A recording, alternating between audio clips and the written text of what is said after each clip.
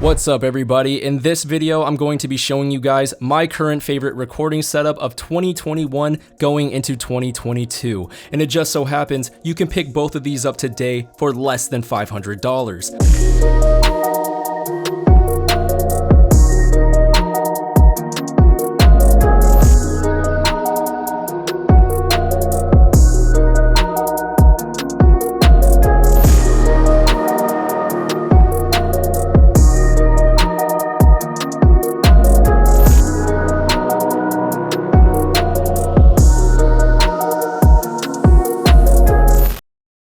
So yes, by now, this should come as no surprise. My current favorite recording setup of 2021 and going into 2022 is the new Audient iD14MKII and the classic Rode NT1. And obviously, as you can already tell, we are not recording with it for this video because there are going to be some parts in this video where I'm going to explain some things and I would like to have the product in hand to show you exactly what I'm talking about. So instead of recording with the NT1 and the iD14MKII, we are going to be using the LCT440 Pure going into a classic Focusrite Scarlett Solo 2nd gen. So where do I even begin? Both of these are highly regarded in the audio community as just being high quality pieces of audio equipment. The Rode NT1 has been out for a very long time, so it just has a bunch of history behind it. This is actually my 3rd or 4th time that I've owned this microphone. I absolutely love the NT1. It still holds up in 2021 and going into 2022 as one of my all-time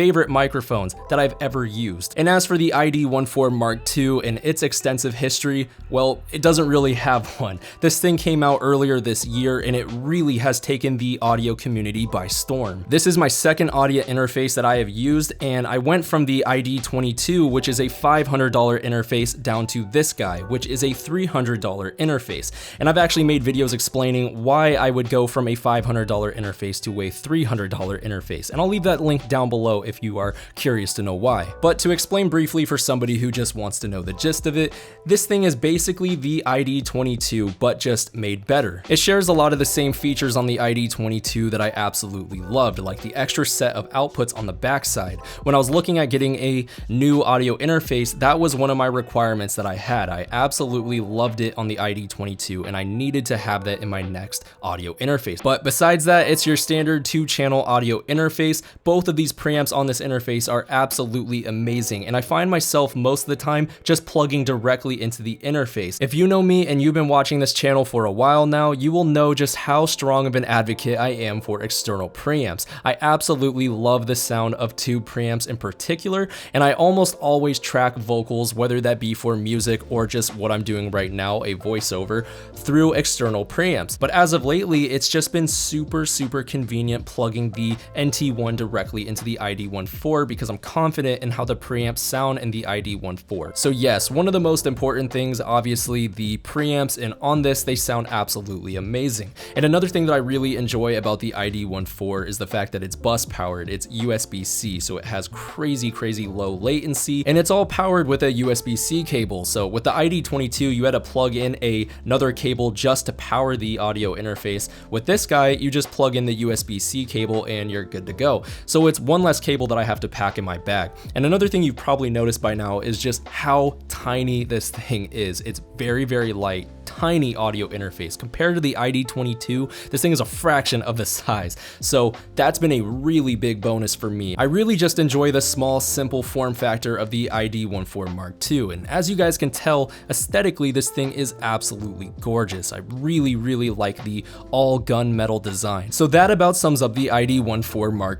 2 very high quality preamps, an extra set of outputs, expandability with ADAT. It's all powered off of one USB-C cable, and not to mention the headphone output on this thing is very loud. It has no issue giving enough gain to my HD600s, which are 300 ohm headphones. They are notorious for needing a lot of gain. Alrighty, and moving along, this should not take up too much time. This microphone right here, the Rode NT1, might just be one of the most popular microphones ever made. This microphone might just be the one that I get the most questions asked about, and more often or not, it's about whether they should upgrade to this thing. And oftentimes they do end up upgrading to this microphone, and the amount of feedback that I get from those users that end up switching to the NT1 really does solidify my opinion on that this is the best microphone that you can buy for sub $300. I truly don't think that there is anything in its price range that competes with this thing, except for the mic that I'm using right now, which I will talk about here in a little bit. But for most people, I think the NT1 is the better choice out of the two. And there are multiple reasons why this microphone is so great, like its frequency response, for example.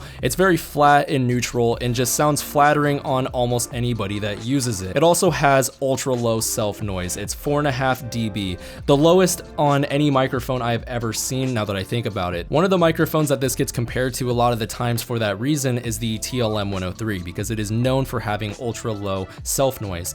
This microphone has lower self noise than the TLM103, a $1,100 microphone, a pro grade microphone. And on top of that, this microphone has amazing sensitivity. So essentially what that means, when you plug this into your audio interface or your preamp, you're not gonna have to rely on the gain on the preamp or interface as much as you would with another microphone. And that's good for making sure that your signal to noise ratio is going to be at a level that isn't going to be problematic. So this microphone will never have any issues with noise being recorded into your signal, and on top of that, it just has a very flattering sound straight out the box. Now I do understand that there's going to be some people that are not going to like Audient or Rode, and for that I have some options that you might want to consider. The interface that I would have a look at instead is the SSL2 Plus, and that audio interface is in a lot of ways just like the iD14 Mark II, but in some aspects it actually has better performance. Like for example, if you prefer recording with dynamic microphones like the SM7B, the SSL2 Plus would be a better option because it can supply more gain at a lower EIN than the iD14 Mark II. It's still going to offer USB-C and have multiple outputs, and on top of that, if you're somebody recording with an SM7B, I could see that 4K switch that's on the SSL2 Plus actually coming in pretty handy, because the SM7B is such a dark microphone and the 4K switch just essentially adds air and brightness to whatever is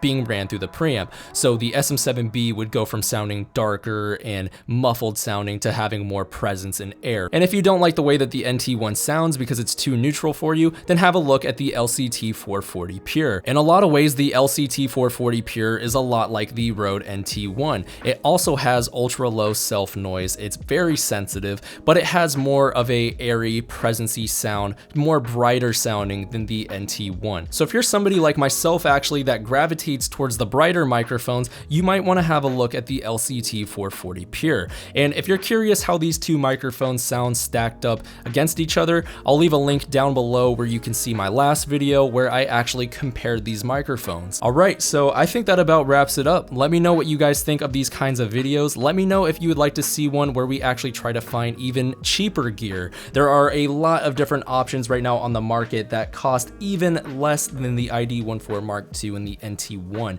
So we could try to put together an even cheaper package that is going to stand out in 2021, 2022 going forward. Anyways, I think that about wraps it up. If you haven't already yet, be sure to subscribe and hit the bell icon beside it so that you can stay notified for whenever I drop any of my upcoming videos. With that being said, I will see you all in my next one. Take care, everybody.